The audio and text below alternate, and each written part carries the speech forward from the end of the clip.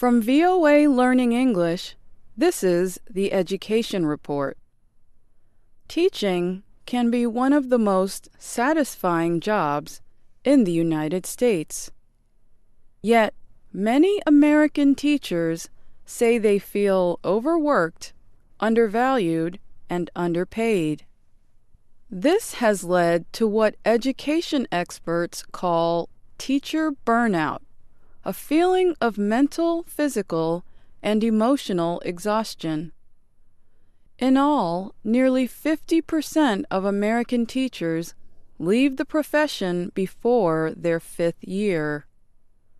That information comes from a 2010 study by the advisory service McKinsey & Company, and a 2016 study from Penn State University found that 46% of teachers report high daily stress.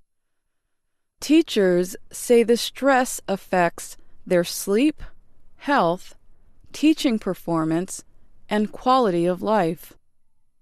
The study identified mindfulness training as one promising solution for improving teacher well-being. The Greater Good Science Center at the University of California at Berkeley studies the science and practice of well-being.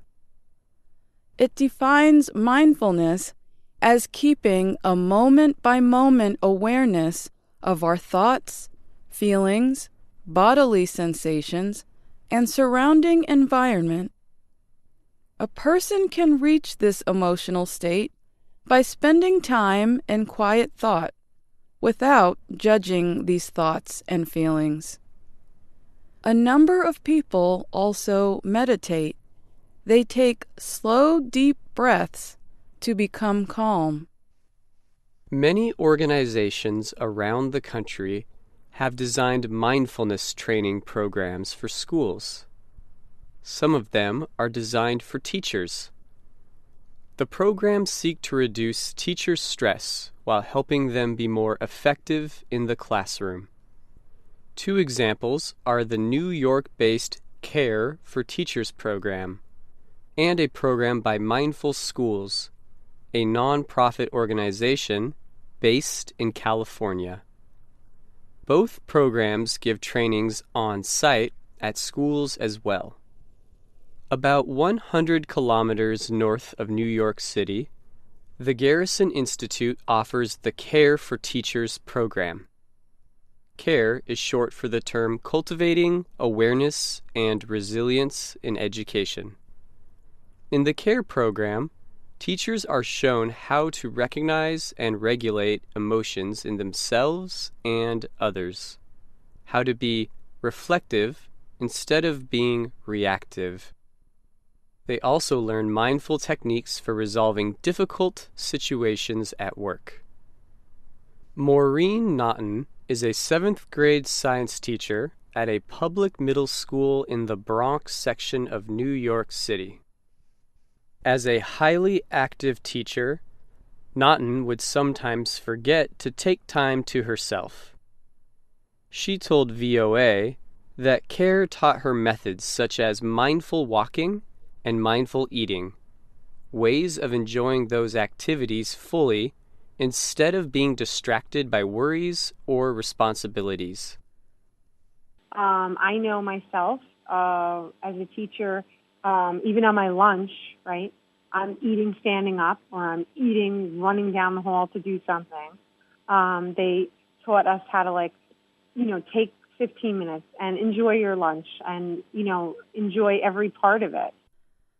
Naughton also says the deep breathing methods she learned help her to maintain calm when faced with the stress of trying to meet everyone's needs. And even before she closes her classroom door and starts a lesson, she'll practice breathing, often with her students. Adrienne Lopez teaches 8th grade English at Valley View Middle School in Concord, California. Like Naughton, Lopez told VOA that being aware of and regulating one's breathing is vital. Just having a practice of noticing my breath is huge. So a lot of times if I'm I'm feeling overwhelmed or there's a lot of demands being made at me at one time, that just being able to train my nervous system like, oh, you're not fully breathing. You need to be taking deep breaths. A few years ago, Lopez took the Mindful Schools Certification Program. The concepts in the program are not new to her. She's been practicing meditation for 16 years. However, the certificate enables her to practice these methods with her students. She says that middle school students are highly active creatures, very social creatures, which can be challenging at times. Jose Rodriguez, too, understands the challenges of teaching this age group. Rodriguez teaches middle school students in the Spanish-English dual language program at the Ambassador School of Global Education in Los Angeles. Rodriguez's students can get frustrated with using laptops for their lessons. Sometimes they all ask him for help at once and say things like, "I can't do this." When this happens, he uses the strategy learned from his training with Mindful Schools. He stops what they are doing until they can remain calm. This, he explains, helps everyone, including himself.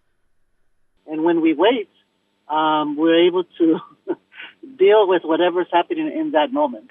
And so that's one of the strategies that I learned with Like many teachers, Rodriguez also experiences time urgency, an anxious feeling that there is never enough time to complete duties. To combat time urgency, he uses a 3-minute guided breathing exercise that he plays from YouTube, another technique learned from Mindful Schools. While all of the teachers are strong believers in the mindful practices, they recognize that it's not a fix-all. Rodriguez believes mindfulness can be a useful tool when combined with other tools, such as adapting academic learning to the real-life needs and instructional needs of students. I'm Alice Bryant. And I'm Phil Deerking.